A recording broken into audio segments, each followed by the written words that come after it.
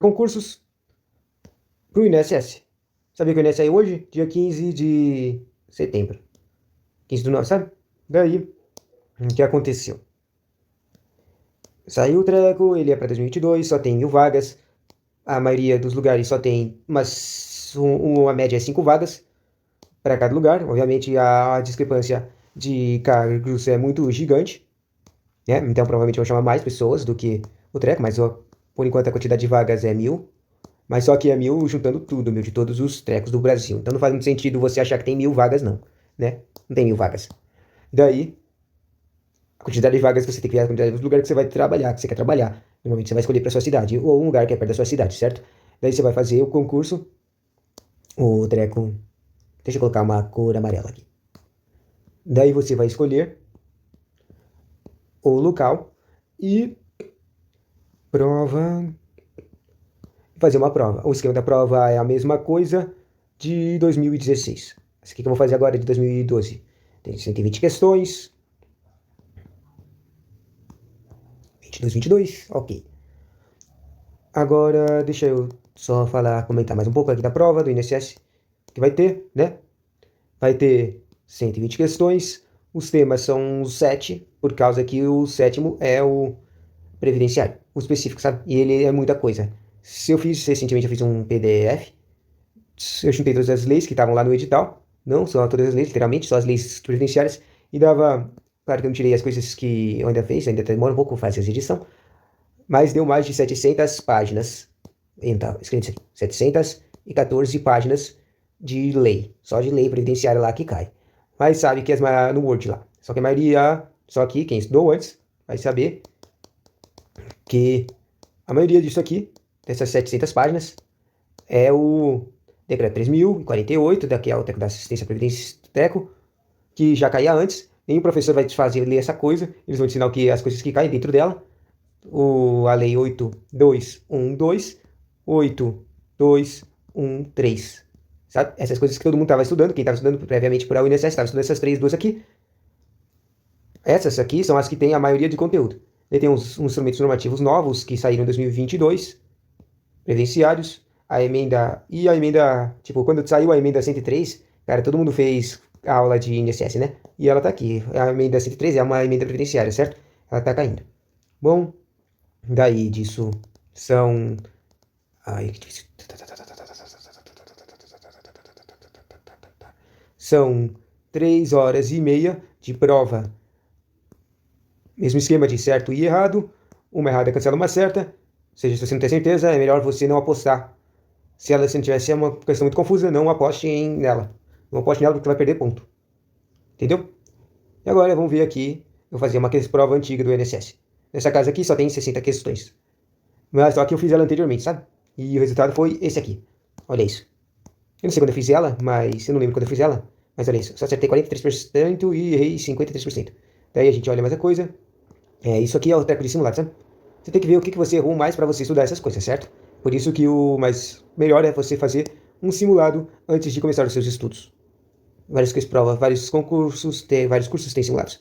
Eu olhando aqui, eu acertei 50-50 de português. Isso, na verdade, é ruim. Pode parecer mais ou menos, mas é muito ruim. Porque eu devia... no INSS, o melhor é você acertar quase tudo de português, uns 90%.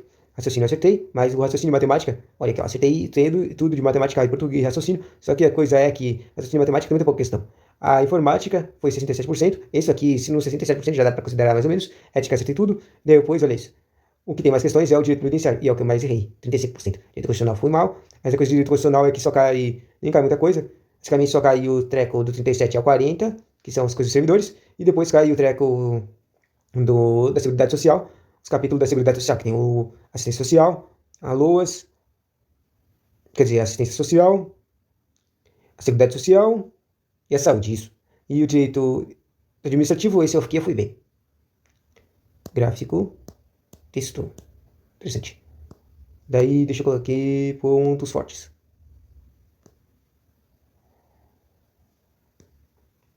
Daí, vamos lá. Vamos fazer a questão. Fazer a prova. Usando esse botão aqui, eu vou zerar todas as questões. E refazer ela. Eu não, já que como eu disse, eu não fiz essa coisa motecada. Eu não tenho a menor ideia de quais que eu fui bem e qual que eu fui mal. Vamos ver se eu consigo reacertar todas as questões ou se eu melhorei alguma coisa nos meus estudos. Primeiro, vou ver a quantidade de questões. Olha aqui, ó. O mesmo esquema. As quantidades, conteúdo de direito administrativo, constitucional, ética, informática, matemática e raciocínio lógico. Então, umas quantidades meio que certinhas para estreia. O único que está muito errado é o português. 10% da prova. Tem que ter mais questões. Daí o que tem mais questões é o direito previdenciário, que é o que a gente tem que ver. Vamos lembrar qual que a gente foi mal. O primeiro que a gente foi mal foi o direito previdenciário, então vamos fazer ele primeiro. Recorda afirmar que a Seguridade Social compreende assistência social, a saúde e a previdência social, e é isso aí. Seguridade e assistência, saúde e previdência. Assistência social, trabalho não é lazer, não é educação e não é cultura. É assistência, saúde e previdência. Certo, próxima questão. A Seguridade Social encontra-se inserida no título da Ordem Social da Constituição Federal e tem entre seus objetivos um objetivo da Seguridade Social: promover políticas. Olha, eu acabei de perceber que isso aqui não é de certo errado, né? Mas é de outra banca, né? Por isso que não vai fazer muito sentido. Mas você vê, sabe que se você olhar, comparar as provas de 2012 e 2016, você vai ver que os assuntos são os mesmos, tá? Vamos lá. Seguridade Social encontra promover políticas sociais que visem a redução da doença. A redução da doença? No título de Ordem Social da Constituição Federal tem outros seus objetivos: universalizar o atendimento da população. Promover o desenvolvimento regional, não. Melhorar o atendimento da população, não. É que todos ter mais acesso. Um dos objetivos é ter acesso, que significa universalizar o atendimento. Bom, questão de financiamento da Seguridade Social, encontra-se. Essa é uma das coisas que os professores mais ensinam, né? O imposto de renda, não. O imposto sobre circulação de mercadorias, não. A contribuição de FGTS, FGTS. Seguridade Social, isso aqui. A contribuição social sobre folha de salários. E a contribuição de melhoria. Agora estou confuso. Mas vai ver FGTS mesmo. E deu errado, não? A contribuição social sobre folha de salários. Interessante. Próxima questão. Então, a Previdência Social, que vai afirmar que é organizada sob forma de regime especial e observa critérios que preservam o equilíbrio financeiro. É correto, uma coisa que eu tenho que ver. E se lembra que, olha aqui, ó, não está mais falando da Seguridade, está falando da Previdência agora. É organizada sob forma de regime especial e observa critérios que preservam o equilíbrio financeiro. Faz sentido. É descentralizada de caráter facultativo? Não. De caráter complementar e autônomo? Não. Baseia-se na Constituição de reservas que garantem o benefício contratado? É contributiva de caráter obrigatório. É isso aqui, contributiva de caráter obrigatório. Todo mundo tem que contribuir. O INSS é autarquia federal, resultou da fusão das seguintes autarquias. Pelo que eu me lembro, é o INAMPS e o INPS. E deu errado, olha aqui, eu nem sei. Mas Instituto Nacional de Seguridade Social, certo? Então, Instituto Nacional de Previdência Social e Sindicato, Instituto Previdência Social, Instituto Nacional de Previdência Social, acho que o INPS faz sentido. E o IAPAS, Instituto Administrativo para a Seguridade, cara. DataPrev não, Fundabem nunca vou falar, IAPAS e INAMPS. IAPAS e INAMPS, vou de IAPAS e INAMPS. Se não for, é o B. Viu? A hora B. Em relação às fontes de direção de direito previdenciário, o memorando é fonte primária. Direito previdenciário. O memorando não é fonte primária. Eu nem sei o que é memorando. A orientação normativa é fonte primária. Eu nem sei o que ele está falando. Fonte. O que ele quer falar que dizer com fonte? Legislação previdenciária, fontes, aplicação e hierarquia. Legislação. Ah, entendi. Ele está falando das fontes. As fontes são as coisas que mandam de volta. Não, quer dizer, as fontes são as coisas que fazem a interpretação da direito previdenciário. Ou seja, de onde é que veio esse entendimento, entende? Então, está falando aqui que certas legislações são consideradas fontes primárias, fontes secundárias, texto. Obviamente, a fonte primária é a Constituição Federal, certo? E lei. Daí, vamos ver o que é aqui. Lei delegada é fonte secundária, a medida provisória é fonte secundária, a instrução normativa é fonte secundária. Já que caiu na fonte instrução normativa na prova de 2022, será que eu deveria escolher isso? Essa aqui é uma questão que eu não tenho nem ideia. Provavelmente eu errei ela. Mas dessa vez eu vou trapacear. Eu vou ver o que eu respondi da última vez.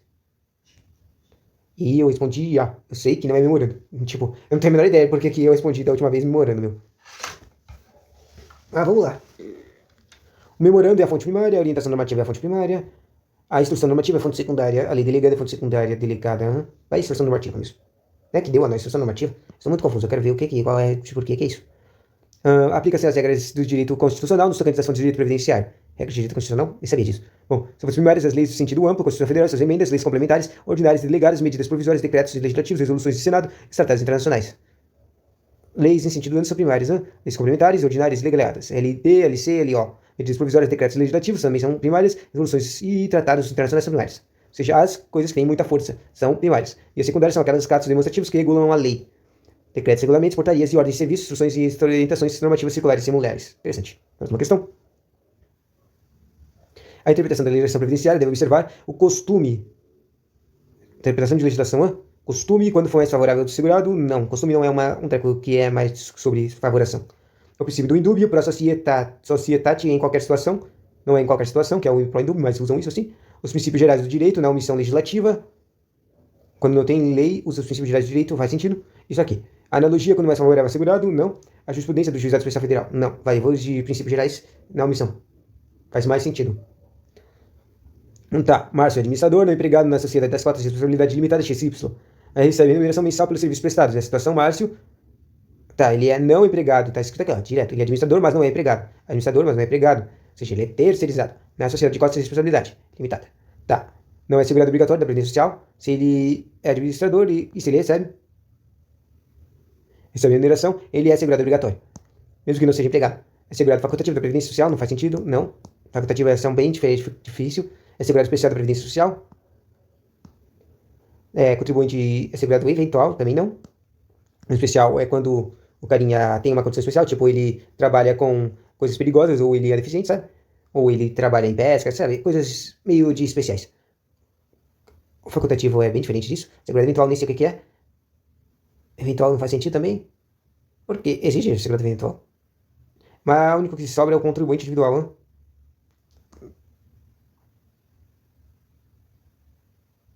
Quer dizer, tipo, a maioria dos segurados que falaram aqui é meio estranhos. O único que dava era o BT mesmo. E ainda tava falando que ele não era segurado, é óbvio que ele é segurado, né? Contribui, recebe, dinheiro é segurado. Tem que contribuir, é isso. Opa, acabei de ver uma coisa que tem uma trapaça aqui. O tema tá falando respostas. Então vou tirar os temas aqui. Bom, João exerce individualmente atividade de pescador artesanal e possui embarcação com 5 toneladas de aquisição bruta com parceiro eventual que o auxilia. Nessa situação, João é segurado facultativo? Não. Segurado especial. Basicamente, o segurado facultativo é aquele que contribui quando não está trabalhando ou não tem um vínculo empregatício direto. No caso desses caras, são jovens que estão em estágios. E o outro exemplo são donas domésticas que não recebem valores, quer dizer, que não recebem dinheiro, mas, tipo, na sua vida, elas têm acesso ao dinheiro da família e elas vão mandando dinheiro para a INSS para quando tiver problema elas receberem o quê? Ter direito às coisas de problema, sabe? Então, não é segurado facultativo. O segurado especial é a mesma coisa que está escrito aqui. Normalmente eles falam, o caso dos segurados especiais é o pescador, e que só trabalha com o seu barco e não tem contratados, esses trecos. De mesma coisa com pessoas que trabalham hortifranjeiros. A sua família trabalha, seja, bem específicos. O contribuinte individual a gente viu agora há pouco, mas basicamente é o cara que recebe, mas não é contratado. O trabalhador avulso, não lembro o que é, e os não segurados de previdência social, obviamente eles são. Então, esse é segurado especial.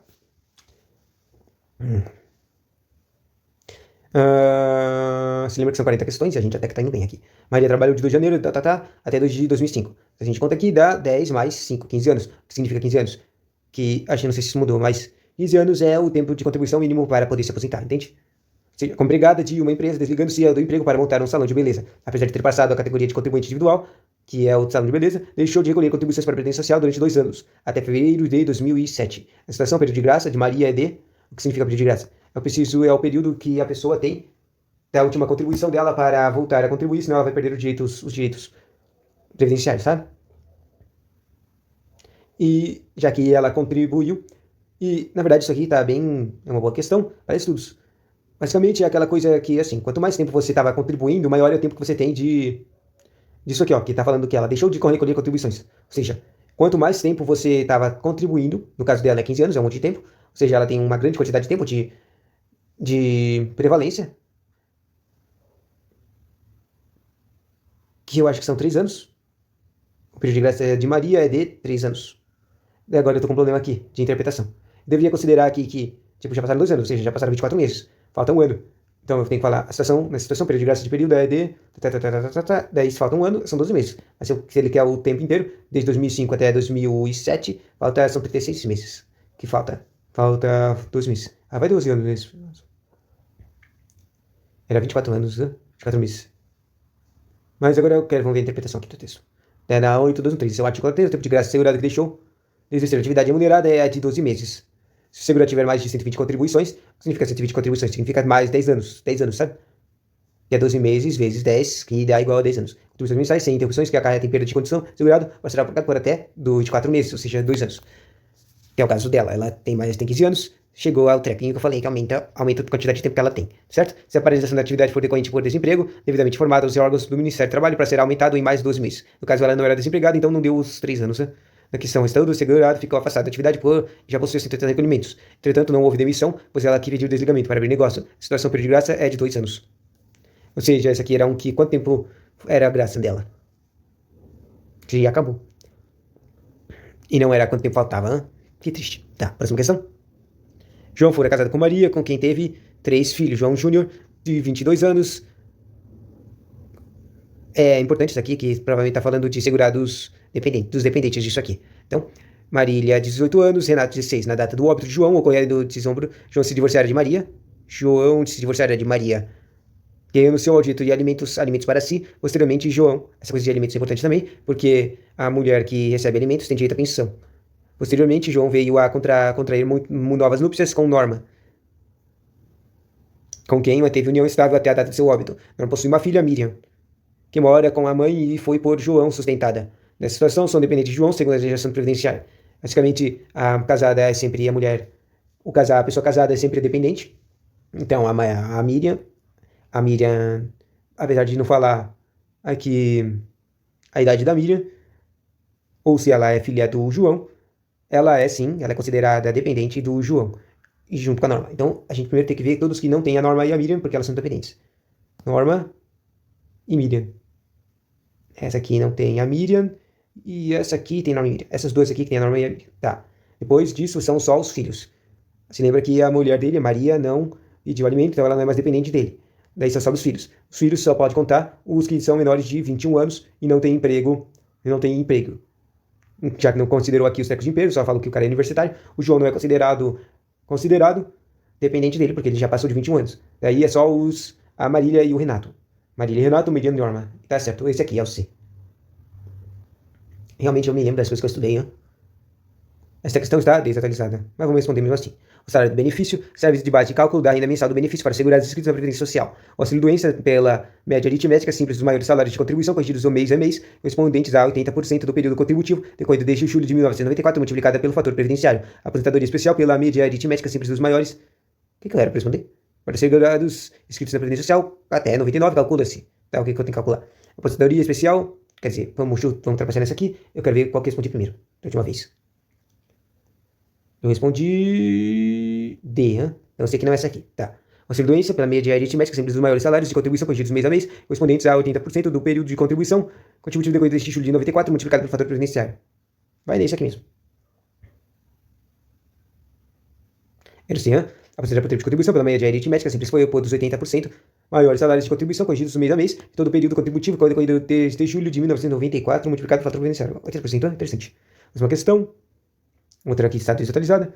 Tá. Joana trabalhou como empregada rural de janeiro de 1978 a dezembro de 1979. Ou seja, janeiro a dezembro. Um ano. Janeiro, um ano e 11 meses, tá. Ela foi também escrevente do Poder Judiciário do São Paulo de de janeiro de 80 a janeiro de 82, 2 anos, tá.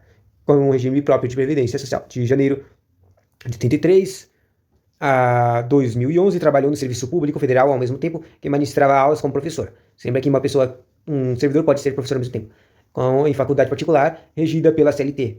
Daí ela é trabalhando em faculdade.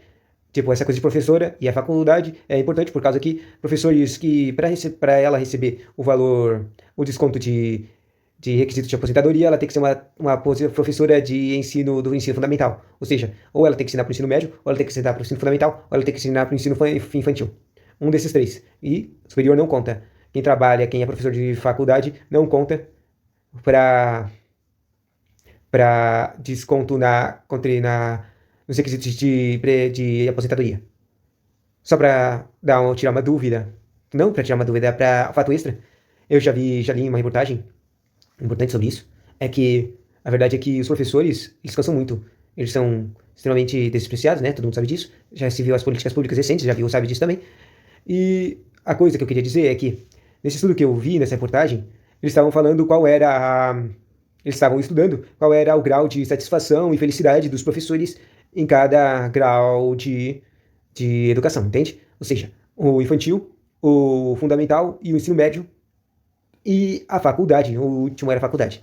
E, basicamente, Era assim, os infantil é feliz, mas quase na loucura, né? Depois o fundamental e o ensino médio, os carinhas já estão loucões, mal estressados. Mas, daí, basicamente, o que eu quero dizer é que o infantil, o ensino médio e o fundamental, os caras estão quase. A maioria dos caras estão estressados, extremamente estressados, e trabalham demais, e estão, tipo, quase a mesma coisa. Mas só que, daí, quando você via lá os professores do ensino superior, era ridículo a quantidade de satisfação deles, porque era muito grande. Tipo, os caras não tinham nenhum estresse, meu, é incrível. Os resultados do treco, um exemplo é tipo, só apenas 3% dos carinhas que tinham, isso é um exemplo, eu não lembro o número certo, né? Mas são uns 3% dos estudados tinham estresse lá no ensino superior, enquanto que o mais deu, tipo, 70, 60% dos professores dos outros ensinos tinham estresse, entendeu? Ou seja, quem trabalha no ensino se ferra, tem muito estresse. Bom, vamos lá de novo, que eu tava vendo aqui, tá, ela trabalhou muito tempo, primeiro a gente vê aqui, 78 a 79, 1 ano e 11 meses, não sei se posso contar isso aqui como 2 anos, depois de 80 a 82 é 2 anos, depois de 73 a 11, dá igual a mais 7,90, 7 anos, janeiro, janeiro, né? Então, 7 anos mais 11. Quer dizer, mais 10 para 2000. 7, 10, 17, mais 11, 21. Bom, eu só sei que trabalhou um monte de tempo. Joana completou 60 anos em janeiro. Na situação, Joana poderá completar o regime de previdência social, tanto no período de exercício como professora, e como de serviço público federal, não contra professora, não poderá computar o tempo de serviço como escrevente do Poder Judiciário, Estado de São Paulo. Na verdade, agora que eu percebi, isso aqui é aquela questão da coisa de 99, né? Como é que é computada as coisas, né? Não sei. Não poderá receber aposentadoria por 2 regimes previdenciários, isso está certo. Ela não pode receber por 2 previdenciários, não. Não, eu acho que isso aqui tá errado. Ela pode sim. Por causa que uma pessoa que faz 2 trabalhos pode receber o valor acrescentado dos 2 trabalhos na aposentadoria dela. Tá. Poder receber aposentadoria por idade no regime geral de previdência social e aposentadoria por outro regime previdenciário. Acho que faz sentido. Não poderá computar o tempo de contribuição como empregada rural. Ah, pode. Ah, eu não sei. Vamos lá. É que eu acertei. Outra questão. Você não possui em dezembro de 88, 21 anos e contribuiu para a Previdência Social e continua trabalhando até julho de 2005. Tá. 8 mais 2, 2000 mais 5, 7 anos. Tá. Quando completou 48 anos de idade, na situação, Luciana terá direito a. Ué, de 98 até 2005, ela tinha 48 anos, não faz sentido isso aqui, não. A de contribuição para a Previdência Social, 21 anos de contribuição. Ah, não, isso aqui não é, ela não tinha 21 anos, ela tinha 21 anos de contribuição. Depois disso é mais 7. Então tá 27 anos de contribuição da Previdência Social e continua trabalhando até julho de 2005. Tá. Ela tem 27 anos. Quando completou 48 anos de idade. Ela tem 27 anos de contribuição, 40 anos de idade. A situação terá direito a. Daí assim, isso aqui é uma questão complexa de matemática de previdência, em que você conta as contribuições, ou a quantidade de tempo de contribuição, para diminuir a quantidade de tempo que a pessoa tem para aposentar, entende? No caso aqui, ela tem 48 anos, então, aposentadoria integral por tempo de contribuição, não. Poder especial, não. Poder por idade, aposentadoria proporcional por tempo de contribuição. Idade não, né? Idade é bem específico. Tá. José, aposentadoria especial no regime de GPS. Situação José, especial. Se lembra que especial é o treco de ser pescador ou ser de grande, tá? Não poderá retornar ao mercado de trabalho, isso está errado, claro que pode. Não poderá retornar a função de que ocupava anteriormente a aposentadoria, claro que pode. Não será a isenção de contribuição previdenciária se retornar ao mercado de trabalho, não sei. Será inválido para exercer atividade laborativa, obviamente que não, e deve provar o nexo de causalidade entre a agência nocivo e o trabalho desempenhado. Olha, então esse aqui é o caso especial de o carinha trabalhando num local ruim, né? E isso está certo. A coisa de nexo de causalidade que tornou o cara, deu problemas pro cara. Basicamente é aquela coisa de, tipo, um cara que trabalha num lugar radioativo, mas ele não trabalha perto das coisas radioativas que afetaria ele, entende? Então, ele trabalha num lugar perigoso, mas não trabalha e tem toda a proteção certa, e ou seja, ele não é afetado pela essa coisa perigosa, entende? Então, qualquer tipo de doença que ele desenvolveu não foi no trabalho, não foi treco. Então, nexo de causalidade. Então, errei. Não poderia tornar a função que ocorre anteriormente a aposentadoria. Na verdade, está certo, né? Já li isso. Eu me lembro agora que eu li isso e vi de novo. Pensei e lembrei. É isso mesmo. Essa coisa aqui, voltar, só para eu comentar. Essa coisa aqui é mais assim. Uma pessoa que é aposentada por especial é a coisa que ela trabalha num lugar perigoso, que é exposta a algum tipo de químico ou alguma coisa que afeta a saúde dela. Mas quando ela começa a trabalhar nesse local, ela é especificado que ela só pode trabalhar nesse lugar por certos períodos de tempo. Senão ela ser exposta a nos matar, entende? Ou criar uma doença perigosa. Basicamente é isso. Quando, por isso que ela tem, o exemplo disso é uma pessoa que trabalha com radiografia, ela teria que, se ela tem férias grandes para se desinfectar de radiografia, entende? Então, e é isso que assim, depois que ela sai, ela não pode retornar a ser exposta a isso. Porque se ela fosse retornar para uma posição provavelmente ela praticamente está querendo morrer, né? É por isso que tem essa disposição. Bom, em relação às contribuições previdenciárias, na alternativa correta. Um pequeno produtor rural está isento do recolhimento de contribuição. Errado, não está isento. O empregado, em qualquer caso, recolhe percentual de 2%. Essas coisas percentuais acho que mudaram, né? É sobre o salário de contribuição. O trabalhador autônomo não está obrigado a recolher contribuição. O trabalhador autônomo não está obrigado a recolher contribuição.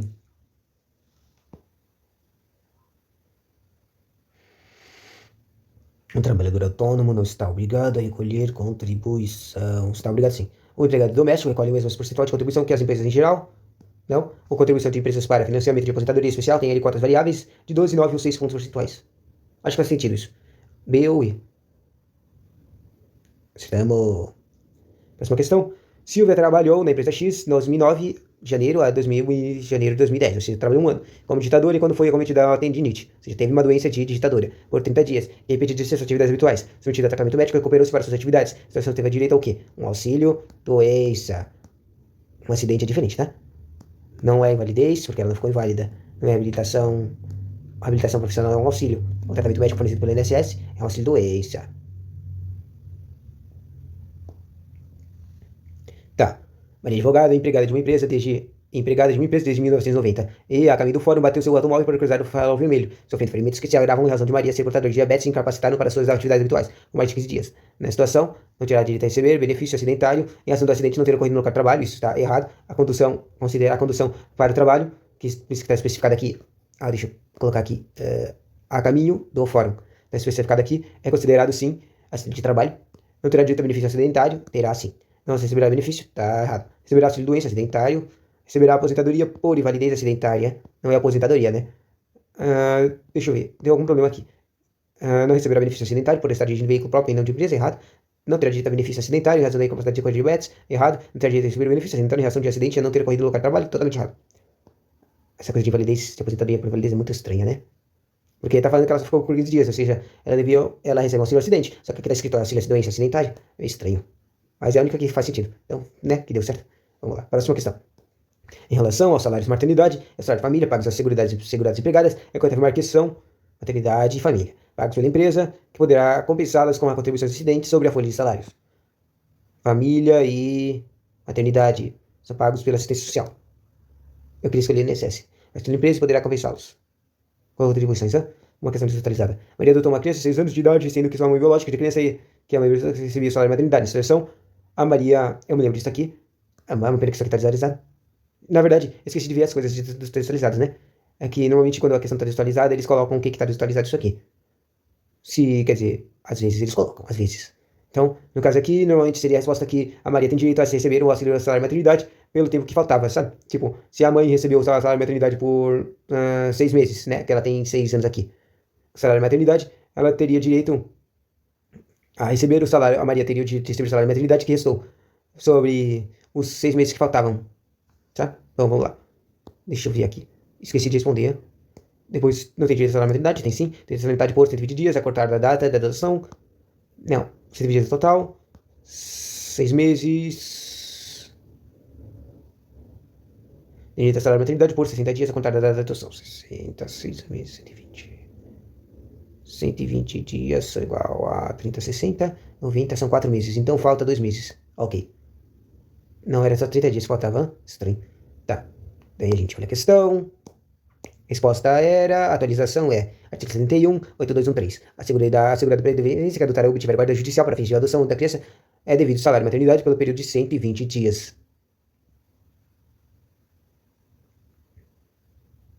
Estranho. Mas basicamente ele está falando aqui que agora a atualização é que não tem mais uma idade específica, que nem no caso aqui. Antigamente tinha uma idade específica, no caso dos 6 anos era só 30 dias após a data do início. Por isso que estava escrito aqui, tem direito a suplemento da contada da graduação. Só que não é mais isso, agora é 120 dias. Ou seja, eu estava errado no que eu estava falando. Quer dizer, por essa questão. Bom, a próxima questão. João é carpinteiro, exerce atividade como empregado de empresa carpinteira e de carpintaria São José desde dezembro. Ele sofreu acidente não relacionado ao trabalho, ocasião em que teve limitada a flexão do seu membro superior direito. Lesão. Esta já consolidada. João passou por reabilitação como profissional e foi treinado para outra profissão e não se recolheu ainda no mercado de trabalho. Na situação, João tem direito a... O que? Ele sofreu lesão? Sofreu um acidente não relacionado ao trabalho. Relacionado ao trabalho, então ele pode receber um auxílio acidente. Ao trabalho, a ocasião em que teve limitada a flexão do seu membro superior direito. Flexão superior direito. Tá.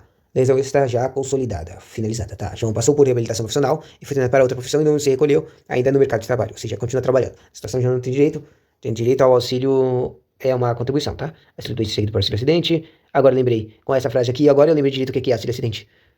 A coisa é assim, auxílio acidente é o que faz... Por isso que aquela outra que eu fiz, o auxílio do... que o carinha foi, que a garota com diabetes foi acidentada, eu estava confuso, né? Mas agora, com essa frase aqui, com esse texto, eu me lembrei realmente o que é auxílio acidente. Dessa vez eu vou escrever. É assim... A coisa é que quando a pessoa tem o acidente, literal, acidente, e ela fica doente, o resultado é que ela fica doente, ela tem uma sequela. É isso que ele quer dizer com a doença, um problema. E é isso que ela recebe, um auxílio doente, um auxílio de doença. Só que daí, isso muda. Quando ela persiste, tipo, ela ficou lá 30 dias com o treco, e não se curou, e o treco ainda teve sequelas. Ou seja, é quando o treco se torna permanente, sequelas, que a pessoa começa a receber um auxílio acidente permanente, entendeu? No caso aqui desse cara, o João, ele estava trabalhando, sofreu um acidente. Quando ele estava com um acidente, ele recebia o auxílio doença, mas depois que fez o treco aqui, ó, que tá falando, ele foi treinado, reabilitação, e não resolveu, mas ele ficou com o treco limitado e sequelas, entendeu? E o que isso significa? Que depois que ele recebeu o auxílio acidente, ele começou a receber o auxílio, quer dizer, depois que ele recebeu o auxílio doença, ele começou a receber um auxílio acidente, que é a indenização dele. Então, na situação, o João tem direito a um auxílio doença seguido de auxílio acidente, ou seja, é o que eu tô falando. Ele começou a receber o auxílio doença quando ele sofreu o acidente. Depois que ele não conseguiu, já que não conseguiu consolidar, ele teve que mudar de trabalho, ele começa a saber o auxílio acidente, que é a indenização dele. Não é aposentadoria especial, não é aposentadoria por invalidez porque ele continua trabalhando, não é aposentadoria especial, porque não sei porque tem duas vezes a mesma coisa, e aposentadoria por invalidez seguida de auxílio do acidente, nada a ver, entendeu?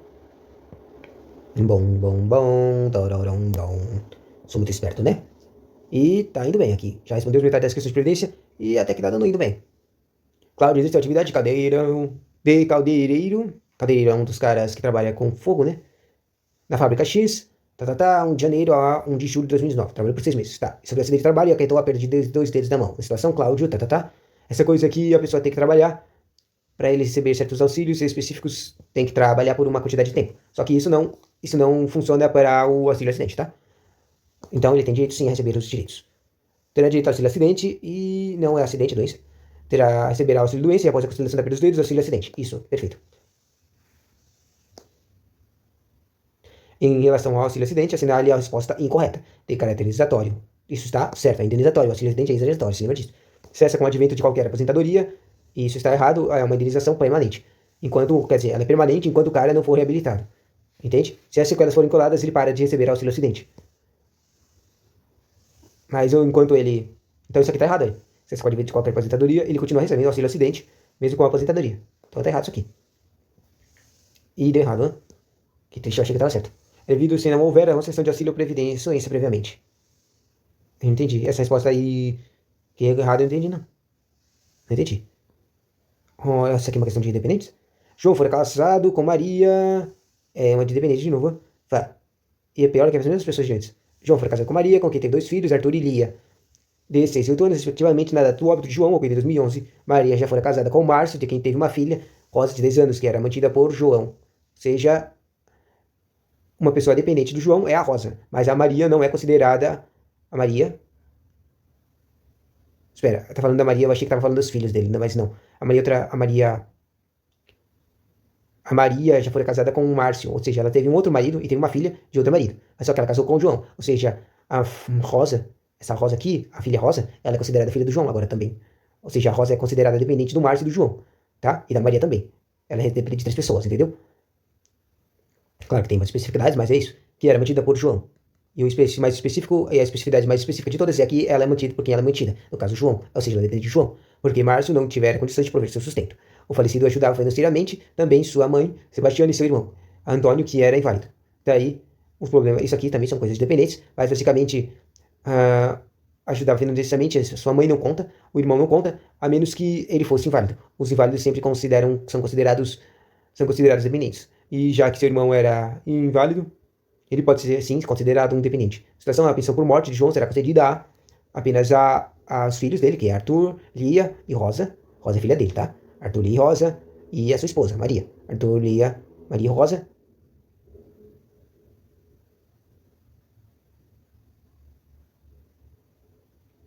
Arthur, Lia, Sebastião e Antônio. Arthur, Lia. Ué, por cadê Maria? É muito estranho. Eu achei que o Antônio ia aparecer, mas não, olha. Então tira o Antônio. Só o único que tem todas as carinhas é a Arthur, Lia, Maria Rosa. Sebastiana não, a mãe dele não é considerada dependente. Mesmo que ela. Tá. Próximo. José foi segurado da Previdência Social e foi segurado até janeiro de 2010 e recebia o título de auxílio-doença, R$ 580. Nesta ocasião, envolveu-se com drogas e foi recolhido à prisão em regime fechado, fugindo em julho de 2011. Ou seja, ele fugiu um ano e 6 meses depois. Um ano e meio. Ele foi casado com Lídia, de quem teve 2 filhos, menores de 21 anos. Menores de 21 anos significa dependência. E a Lídia é casada, ela é casada, ela é considerada dependente também. Na data do recolhimento à prisão. Posteriormente à prisão, Lídia separou-se do José. José casou-se com João em janeiro de 2011. Ou seja, quando a Lídia se separou, ela não é mais considerada dependente, a menos que ela recebesse auxílio alimentação. Ou seja, que fosse dependência para a sobrevivência dela, certo? A Lídia agora é dependente do João, não do José.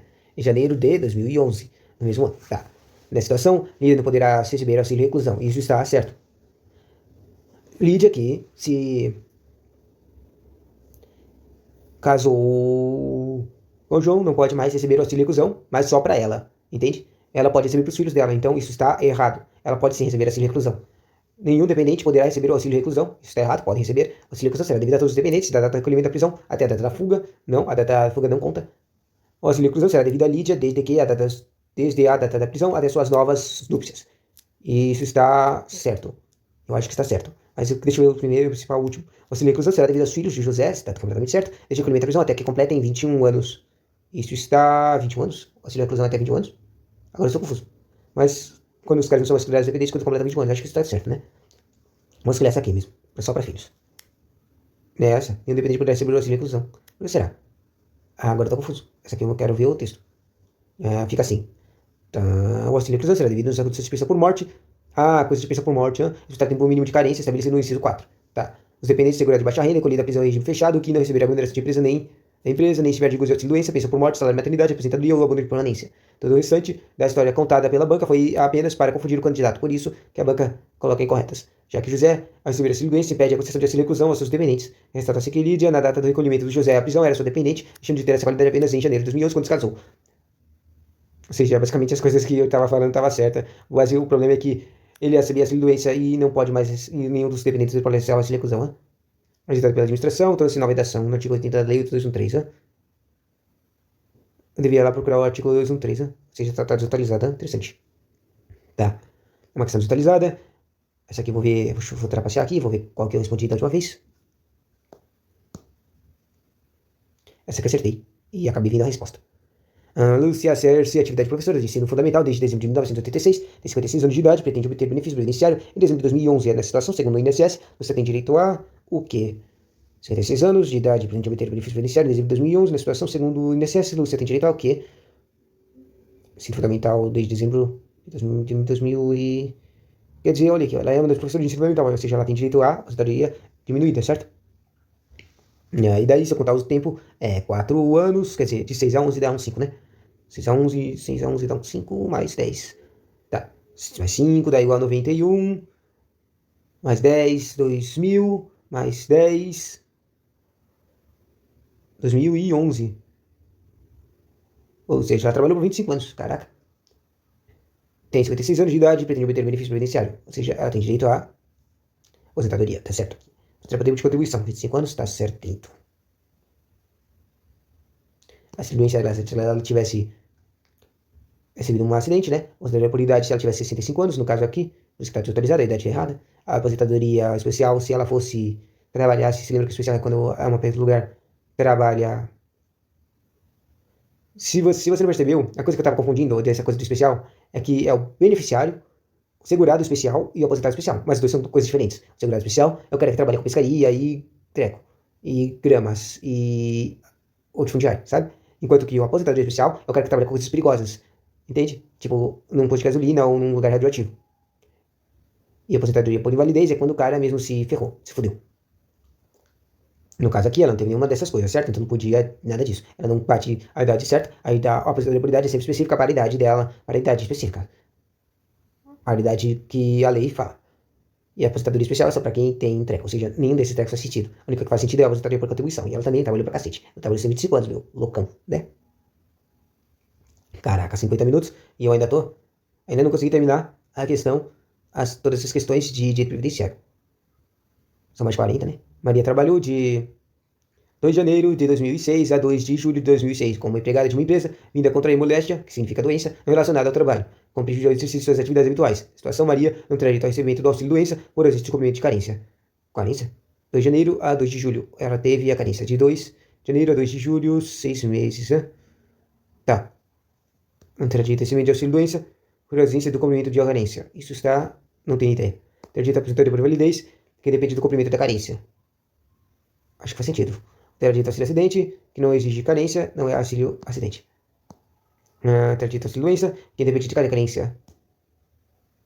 Não. Poderia receber a aposentadoria por invalidez se colher mais 2 contribuições. Não. Interdito aposentadoria por invalidez, que depende de cumprimento. Eu acho que é esse aqui mesmo.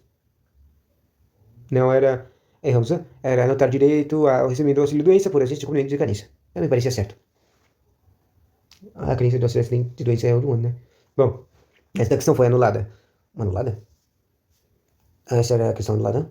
Próximo. Em relação ao valor de renda mensal dos benefícios, é quando afirmar que o auxílio doença corresponde a 100%, não existe auxílio que é 100%. Nenhum benefício é 100%. A aposentadoria por invalidez corresponde a 90% do salário do benefício. Não sei nem ideia. A aposentadoria por idade corresponde a 70% do salário de benefício. A por idade?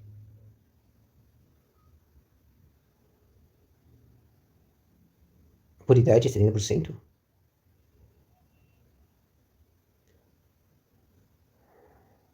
A renda mensal de aposentadoria especial não está sujeita ao fator previdenciário. Está sujeita. A renda mensal de aposentadoria por tempo de contribuição não está sujeita ao fator previdenciário.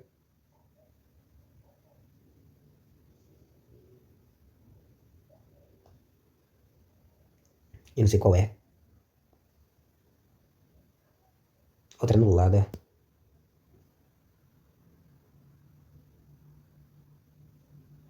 Já exerceu atividade rural em regime de parceria com João, não tinha empregados, contava com a ajuda de seus familiares para o cultivo de subsistência e pretendia aposentar-se por idade em 2011 no valor mínimo nessa situação.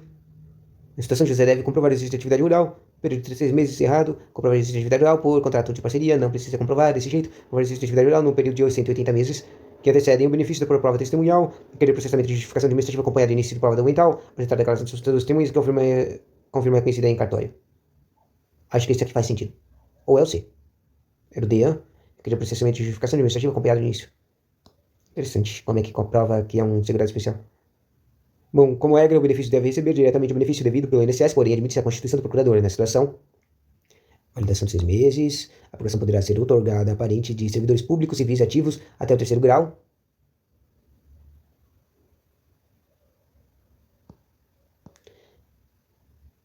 Pode ser outorgada a procuração coletiva nos casos de presença de asilos.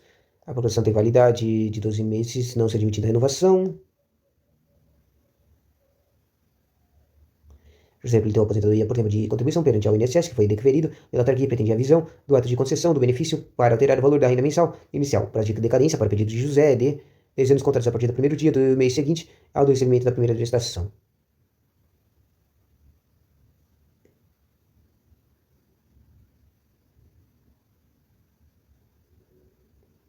Nem ideia, cara. Chutão. Acertamos. Já exerce essa atividade de garçom na qualidade de empregado de restaurante. Tá, empregado. Recebeu no mês de dezembro lei de salário mensal, 10º de salário, 3º salário, gorjetas, vale refeição, de acordo com o programa de Ministério Público, horas extras, vale transporte, na forma de utilização própria, férias indenizadas, perspectiva adicional, constitucional. Nessa situação, integra o salário de contribuição de José.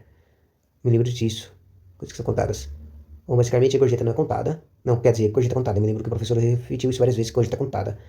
Salário mensal, 13º é contado, a gorjeta é contada e a hora extra é contada. Isso. O refeição não é contado. Uma questão necessária.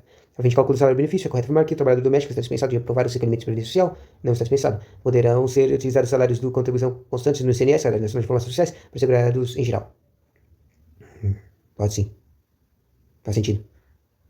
Em relação à contribuição previdenciária devidas pelas contribuintes da Previdência Social, é correto afirmar que o segurado especial está dispensado de recolhê-las. O segurado especial está dispensado de recolhê-las. Não está dispensado.